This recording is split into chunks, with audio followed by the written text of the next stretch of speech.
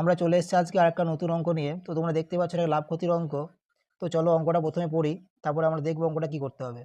কি বলেছে, এ একটি সাইকেল বিকে 15% লাভে এবং বি ওই সাইকেলটি সিকে 20% লাভে বিক্রয় করে। যদি সাইকেলটি এ সরাসরি সিকে বিক্রয় করতো, অর্থাৎ বিকে না দিয়ে ডাইরেক্ট যদি সিকে বিক্রি করতো, তাহলে পরে তাদের সি এর কত লাভ হতো। তো চলো দেখি, শুরু করি। তো 15% মানে কত আগে আমরা জানি, যেটা এ বিকে 15% লাভে বিক্রি করে। তো 15% মানে আমাদের কত জানতে হবে আগে। তো 15% মানে কত, এগুলো জানা খুবই দরকার। না জানলে এগুলো জেনে নেবো আমরা সবাই। তো 15% মানে কত হবে, 3/20।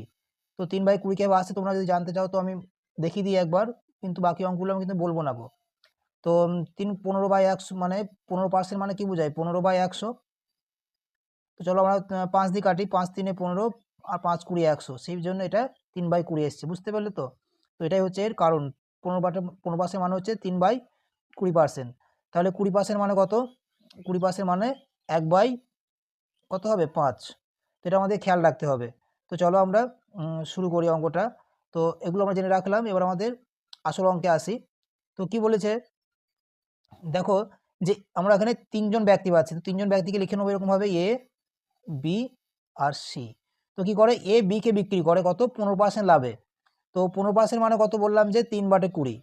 তো যদি এ 20 টাকায় কেনে, তো বিকে বিক্রি করবে, লাভে বিক্রি করবে বলেছে, 3 টাকা লাভ করে, তার মানে বিকে 23 টাকায় বিক্রি করবে, তাই তো। এটা বুঝতে পেরেছি নিশ্চয়ই আমরা। তো এবার কি বলেছে, বি আবার সিকে বিক্রি করবে 20% লাভে। তো 20% মানে কত, আমরা বললাম 1/5। অর্থাৎ বি যদি 5 টাকায় কেনে, 1 টাকা লাভ করবে, অর্থাৎ সরি, তাহলে সিকে 6 টাকায় বিক্রি করবে। তাহলে বি যদি 5 টাকায় কেনে, 1 টাকা লাভ করলে পরে সিকে 6 টাকায় বিক্রি করবে। এটুকু পর্যন্ত বুঝতে পেরেছি নিশ্চয়ই আমরা। তো চলো আমরা তারপরে দেখি। এখানে দেখো, বি এর একটা ক্রয় মূল্য হচ্ছে 23 টাকা, একটা ক্রয় মূল্য 5 টাকা। একই ব্যক্তি দুটো ক্রয় মূল্য হতে পারে না। তাহলে আমরা কী করবো, 23 আর 5-এর লসাগু করবো। তো 23 আর 5-এর লসাগু, তো এদের দুটো গুণফল হয়ে যাবে। তার মানে কী করবো, একে আমরা 5 দিয়ে গুণ করে দেবো, আর একে আমরা 23 দিয়ে গুণ করে দেবো। তো একে 5 দিয়ে গুণ করলে, যেহেতু এর সাথে এ আছে, তাহলে এখানেও 5 দিয়ে গুণ করতে হবে। তাহলে আমরা এর ক্রয় মূল্য পেয়ে যাবো, 5 × 20 100 হয়ে যাবে। যদি একে আমি বিকে যদি আমরা 23 দিই এখানটায়, তাহলে আমরা সিকেও 23 দেবো। তাহলে কত হবে, 23 গুণ করলে পরে 3 6 18, আর হাত থাকে 1, 6 2 12 13, 138। তাহলে এর ক্রয় মূল্য কত, 100। আর বি এর, সি এর ক্রয় মূল্য কত, 138।